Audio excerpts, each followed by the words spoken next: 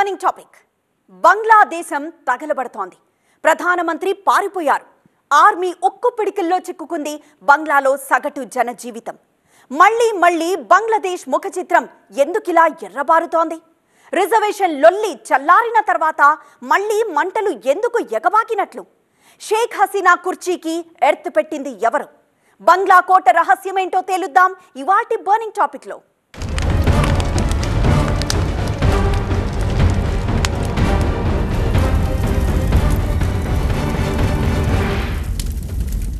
ఎప్పుడు నివురుగప్పిన నిప్పులా ఉండే బంగ్లాదేశం ఇప్పుడు కణకణ రగిలే నిప్పుల కొలిమిలా మారింది. అంతులేని హింస బారిన పడి బచావో బచావో అంటూ ఆక్రోశిస్తోంది. స్థిరత్వం అంటే ఏంటో అసలే తెలియని దేశంగా మరోసారి అస్థిరత అంచుల్లో బేలగా నిల్చుండిపోయింది. గతంలో అనేక సార్లు జరిగిన సైనిక తిరుగుబాట్లతో కునారెల్లిపోయిన బంగ్లాదేశ్ అటువంటి దౌర్భాగ్యాన్నే మరోసారి రుచి చూస్తోంది. సాక్షాత్తు ప్రధానమంత్రి దేశం వదిలి పారిపోయారంటేనే అర్థమవుతోంది ఆ దేశంలో పరిస్థితి ఎంత దారుణాతి దారుణమో. తగలబడుతోన్న దేశం, పారిపోయిన ప్రధాని, ఉక్కు పిడికిలి బిగించిన ఆర్మీ, మృత్యు కౌగిలికి 300 మంది, ఎర్రబారిన బంగ్లా ముఖ చిత్రం. బంగ్లా అంటేనే నిరంతరం రగిలే అంతర్యుద్ధ భూమి. వైలెన్స్ అనేది ఆ దేశ భావజాలాల్లో ఒకటిగా మారిపోయింది. వైలెన్స్ లేనిదే క్యాలెండర్ లో తేదీలు మారనంత ఘోరంగా మారిపోయింది ఆ దేశంలో పరిస్థితి. వద్దనుకున్నా విడదీయలేనంత హింసాత్మక బంధం ఆ దేశంలోని జనాలది. నిండా 18 కోట్లైన జనాభా లేని బంగ్లాదేశ్, కొలిస్తే మన 2 తెలుగు రాష్ట్రాలంత సైజ్ కూడా లేని బంగ్లాదేశ్ ఏడాదికొకసారైనా సరే ప్రపంచ స్థాయి ఎర్ర వార్తల్లో నిలుస్తూనే ఉంది. రాజకీయ నిలకడంటే ఏంటో అసలే తెలియని దేశాల్లో ఒకటిగా నిలబడిపోయింది. సైనిక తిరుగుబాట్లకు పర్ఫెక్ట్ కేర్ ఆఫ్ గా పేరు తెచ్చుకుంది. లేటెస్ట్ గా మరోసారి భగ్గుమంది బంగ్లా. కాకపోతే ఈ భగ్గు మామూలు భగ్గు కాదు. ఈ జ్వాల ఇప్పట్లో ఆరేలా లేదు. రిజర్వేషన్ల వ్యతిరేక ఉద్యమంతో కొన్నాళ్లుగా అట్టుడుకుతోంది బంగ్లాదేశ్. అధికార అవామీ లీగ్ కార్యకర్తలు ఒకవైపు, ఆందోళనకారులు మరోవైపు నిలబడి బంగ్లాదేశ్ ను యుద్ధ భూమిగా మార్చేశారు. ప్రభుత్వం కూడా ఘర్షణకు ఆజ్యం పోస్తూ యూనివర్సిటీస్ ని మూసేయించింది. దీంతో నిరసన జ్వాల మరింతగా చెలరేగి నెక్స్ట్ లెవెల్ కు చేరింది. ఏకంగా జిల్లా జైలుకు నిప్పంటించి ఖైదీల్ని విడుదల చేయించి ఒక నేషనల్ టీవీ ఛానల్ పై దాడి చేసి దేశవ్యాప్త వీరంగం సృష్టించారు. ప్రధాని కార్యాలయాన్ని, బంగ్లాదేశ్ సెంట్రల్ బ్యాంక్ ను అటాక్ చేశారు. బంగ్లాదేశ్ లో 64 జిల్లాలుంటే 47 జిల్లాలకు వ్యాపించింది ఉద్యమం. ఏకంగా పోలీస్ చీఫ్ వెబ్సైట్స్ నే హ్యాక్ చేసి ప్రభుత్వ యంత్రాంగాలకు బహిరంగ సవాల్ విసిరారు నిరసనకారులు. దాదాపు నెల రోజుల కిందట మొదలైన గొడవల్లో 300 మందికి పైగా చనిపోయారు. వందలాది మంది గాయాలతో ఆస్పత్రి పాలయ్యారు. మృతుల్లో డజన్ల కొద్ది పోలీసులున్నారంటే హింస ఏ స్థాయిలో పెట్టరేగిపోయిందో అర్థం చేసుకోవచ్చు. సిరాజ్ గంజ్ పోలీస్ స్టేషన్ పై జరిగిన మూకుమ్మడి దాడిలో ఏకంగా 13 మంది పోలీసులు సజీవ దహనమయ్యారు. రాజధాని ఢాకా నగరంలో వేలాది మంది విద్యార్థులు రోడ్ల మీదకొచ్చి విధ్వంసం సృష్టించారు. ఇక్కడితోనే ఆగలేదు. మంత్రుల ఇళ్లకు నిప్పు పెట్టారు.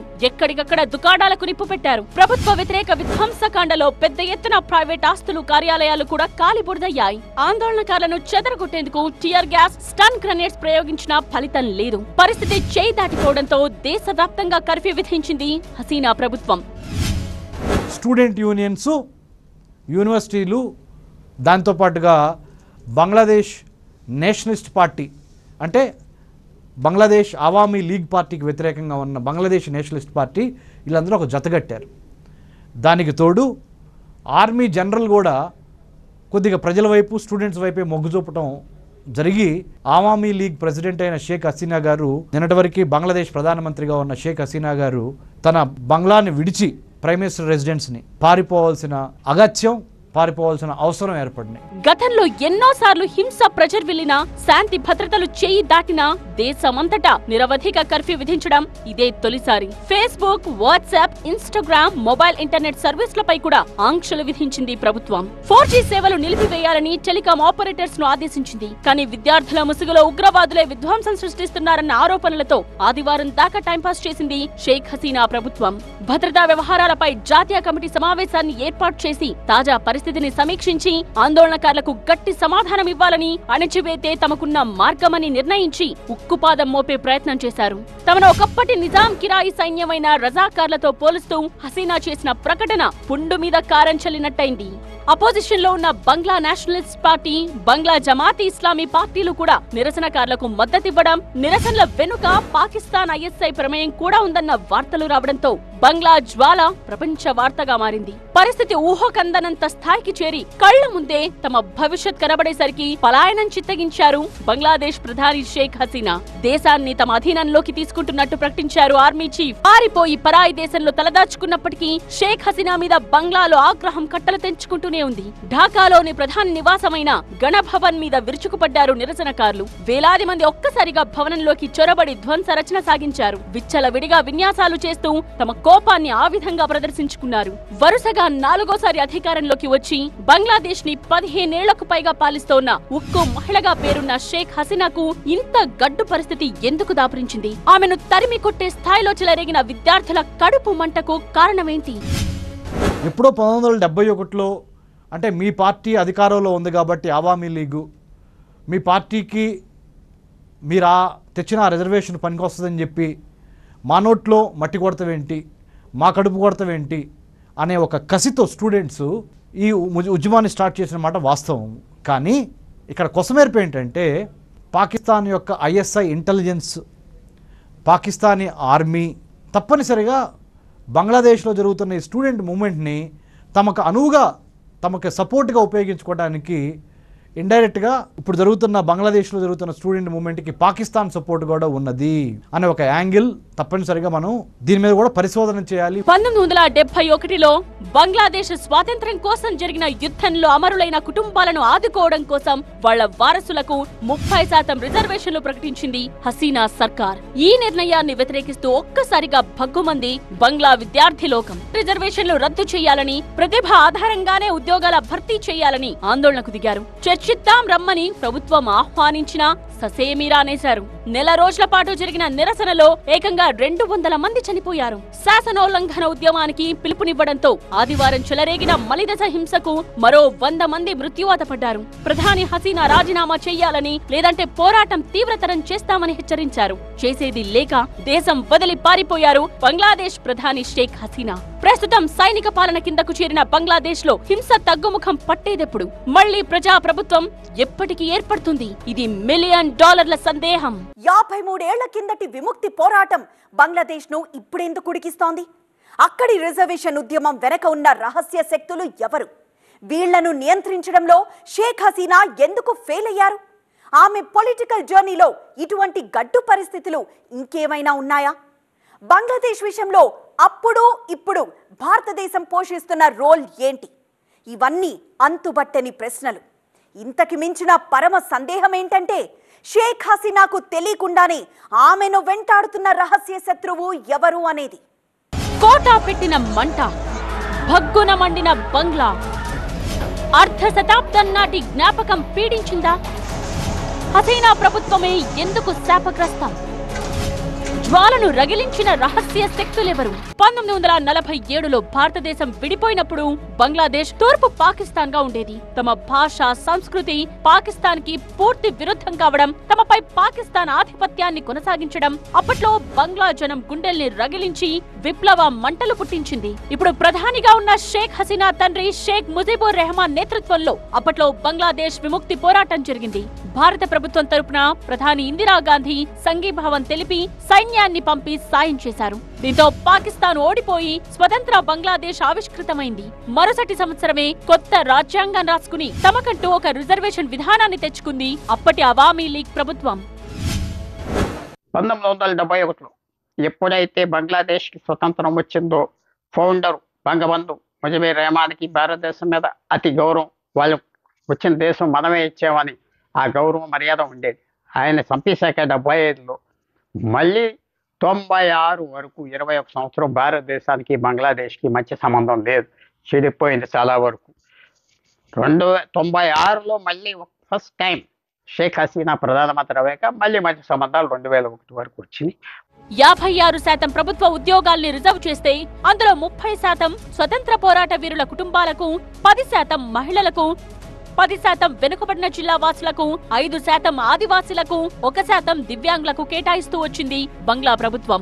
కానీ ఈ రిజర్వేషన్ల విధానం అవామీ లీగ్ పార్టీ అధికారంలో ఉన్నప్పుడు మాత్రమే అమలయ్యేవి. మిగతా పార్టీలు పవర్లోకి వచ్చినప్పుడు పక్కకు వెళ్లేవి. 8 ఏళ్ల కిందట నిరసనల కారణంగా అప్పటి ప్రభుత్వం పాత రిజర్వేషన్ల విధానాన్ని పూర్తిగా రద్దు చేసింది. దీన్ని సవాల్ చేస్తూ స్వాతంత్ర సమరయోధుల కుటుంబాలు కోర్టు మెట్లెక్కాయి. వీళ్లది న్యాయమైన కోరికేనని, రిజర్వేషన్లు కొనసాగించాల్సిందే అని హైకోర్టు తీర్పునిచ్చింది. దీంతో విద్యార్థి లోకం భగ్గుమంది ఒక్కసారిగా రోడ్డు మీదకొచ్చింది. నిరసన జ్వాల చెలరేగడంతో సుప్రీంకోర్టు కలగజేసుకుని 30% కోటాను 5%కి తగ్గిస్తూ 2 వారాల కిందటే తీర్పునిచ్చింది. ప్రధాని షేక్ హసీనా సైతం ఈ తీర్పును స్వాగతించారు. దీంతో చల్లబడిందనుకున్న విద్యార్థి ఉద్యమం మళ్లీ పెల్లుబికి ప్రభుత్వ వ్యతిరేక పోరాటంగా రూపుమార్చుకుని ఇదిగో ఇలా రావణ కష్టాన్ని తలపించింది.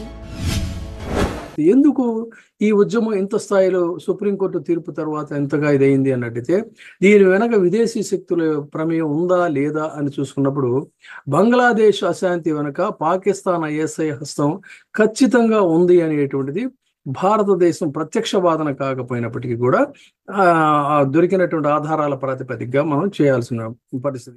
పాకిస్తాన్ అనుకూల సాయుధ మూకలు కొందరు 1971 నాటి బంగ్లాదేశ్ విముక్తి పోరాటాన్ని అణగదొక్కినట్టు, అప్పటి దమనకాండలో 30 లక్షల మంది బంగ్లాదేశీయులు చనిపోయినట్టు ఒక నిర్ధారణ ఉంది. అలా చీకట్లో ఉంటూ వెన్నుపోటు పొడిచిన వాళ్లే రజాకార్లని, ఇప్పుడు రిజర్వేషన్ల ఉద్యమం చేస్తున్నది కూడా ఆ రజాకార్ల వారసులేనని షేక్ హసీనా చేసిన సీరియస్ కామెంట్లు ఆందోళనకారుల్ని మరింత రెచ్చగొట్టి ఆమెకు వ్యతిరేకులుగా మార్చేశాయి. విషయాలు షేక్ హసీనా కొత్త కాదు. ఆమె డైరెక్ట్ గా మొత్తం ఫ్యామిలీ అంతా అసాసినేట్ అవటం సరిగ్గా 50 సంవత్సరాల క్రితం ఆగస్టు 15, 1975లో ఆమె చూశారు. దాని మీద ఎక్స్పీరియన్స్ ఉన్నది. అలాగే చాలా టైం తీసుకుని 1991 వరకు 15-16 సంవత్సరాల తర్వాత ఎలక్షన్ పోటీ చేసి గెలిచి మళ్ళీ ఓడిపోయి మళ్ళీ 10 సంవత్సరాల అవస్థలు పడి మళ్ళీ అధికారంలోకి వచ్చింది. సో అప్స్ అండ్ డౌన్స్ రాజకీయ కెరియర్లో ఆమెకి చూశారు. విశేషమైన వైలెన్స్ చూశారు. రిజర్వేషన్ల తేనె తుట్టను మళ్లీ కదిలిస్తారన్న సందేహమా? 30% రిజర్వేషన్లు అమలైతే అవామీ లీగ్ మద్దతుదారులకే ఎక్కువ లబ్ధి చేకూరుతుందన్న అనుమానమా? లేక విద్యార్థుల్లో ఆగ్రహాన్ని సొమ్ము చేసుకోవాలనుకున్న రాజకీయ పార్టీల ప్రమేయమా? లేకపోతే ప్రభుత్వం ఆరోపిస్తున్నట్టు ఈ విధ్వంసం వెనుక విదేశీ శక్తుల కుట్ర ఏదైనా దాగుందా? కారణం ఏదైతేనేం బంగ్లాదేశ్ మళ్లీ భగ్గుమంది. రిజర్వేషన్ కోటా తెచ్చిన తంటా ఏకంగా ప్రధాని కుర్చీనే కూల్చిపారేసింది. చైనా పాకిస్తాన్ ఉన్న వ్యూ ఏమిటంటే, బంగ్లాదేశ్ ఇప్పుడున్న ప్రధానమంత్రి షేక్ హసీనా భారతదేశంతో మంచి సంబంధం ఉన్నది. ఆమెను తీసేస్తే భారతదేశానికి ఒక స్నేహితుడు లేకుండా బంగ్లాదేశ్ వాళ్ళ తూర్పు పక్కన ఉంటారు, ఒక విరోధి అని భావించి దీని మీద పనిచేస్తున్నారు. ఇది పెద్ద రహస్యం కాదు. ఈ వేళ వరకు ఆమె కంటిన్యూస్ గా ప్రధానమంత్రిగా ఉండటం వల్ల ఆటోమేటిక్ గా యాంటీ ఇన్కంబెన్సీ వచ్చింది. అదే కాకుండా 2014 నుంచి వ్యతిరేకంగా ఉన్న అపోజిషన్ పార్టీ జియా ఖలీదా నువ్వు సరిగ్గా ఎలక్షన్స్ కండక్ట్ చేయట్లేదని ఎలక్షన్ బాయ్కాట్ చేయటం రావటంలో విపరీతమైన ఫ్రస్ట్రేషన్ దేశంలో పెరిగింది. అందువల్ల కొన్ని కారణాలు చూస్తే షేక్ హసీనా ఈ కోపం, ఈ యాంటీ ఇన్కంబెన్సీ మధ్యతరగతి వాళ్ళ నుంచి కూడా వ్యతిరేకత ఆవేశిస్తున్నది. ప్రస్తుతం షేక్ హసీనా ఎక్కడున్నారు, ఎక్కడ తలదాచుకున్నారు అనేది కొత్త మిస్టరీ. సోదరి రహానాతో కలిసి ప్రత్యేక హెలికాప్టర్ లో పారిపోయిన దృశ్యాలు మాత్రమే ఉన్నాయి. ఇండియాలో ఆశ్రయం తీసుకున్నారని, ఇక్కడి నుండి ఎక్కడికైనా మకాం మార్చవచ్చని వార్తలొస్తున్నాయి. ఢాకాలోని ఆమె ఇల్లు మాత్రం అల్లకల్లోలంగా ఉంది. దేశం మొత్తం ఆర్మీ కంట్రోల్లోకి వెళ్లిపోయింది. హింసను వీడాలని త్వరలో ప్రత్యామ్నాయ ప్రభుత్వం ఏర్పాటవుతుందని భరోసానిస్తోంది సైన్యం.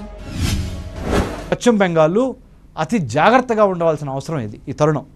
ఎందుకంటే పక్క దేశంలో జరిగే, అంటే బంగ్లాదేశ్లో జరిగే గొడవ, బంగ్లాదేశ్లో జరిగే హింస, దానికి ఏమవుద్దంటే దాని కనుక సరైన సమయంలో మనం అదుపులోకి తీసుకురాలేకపోతే మానవ రక్షణకి సంబంధించిన విద్య, వైద్యం, ఆరోగ్యం, పర్యావరణం, వర్తకం, వాణిజ్యం, వ్యాపారం వీటన్నిటి మీద ప్రభావాన్ని చూపించి ఆ ప్రభావం భారతదేశం మీద కూడా పడి భారతదేశంలో కూడా అలజడి సృష్టించే అవకాశం తప్పనిసరిగా ఉన్నది. ఎందుకంటే మనము స్నేహితుల్ని ఎన్నుకోవచ్చు కానీ మన ఇరుగు పొరుగు వారిని మనము ఎన్నుకోలేము. అంతర్యుద్ధం నేపథ్యంలో బంగ్లాదేశ్లోని భారత పౌరులను అప్రమత్తం చేసింది ఇండియన్ ఎంబసీ. అత్యవసరమైతే తప్ప బయటకు వెళ్లకూడదని అలర్ట్ చేసింది. హింసాత్మక వాతావరణం చల్లబడే వరకు బంగ్లాదేశ్ కు వెళ్లొద్దని ఇక్కడున్న వారిని హెచ్చరించింది. ఢాకాలోని భారత రాయబార కార్యాలయంతో టచ్ లో ఉండాలంటూ ఎమర్జెన్సీ ఫోన్ నంబర్స్ ఏర్పాటు చేసింది భారత విదేశాంగ మంత్రిత్వ శాఖ. పొరుగు దేశంలో పరిణామాల్ని కూడా ఓ కంట కనిపెడుతూ ఆచితూచి స్పందిస్తోంది మోదీ సర్కార్.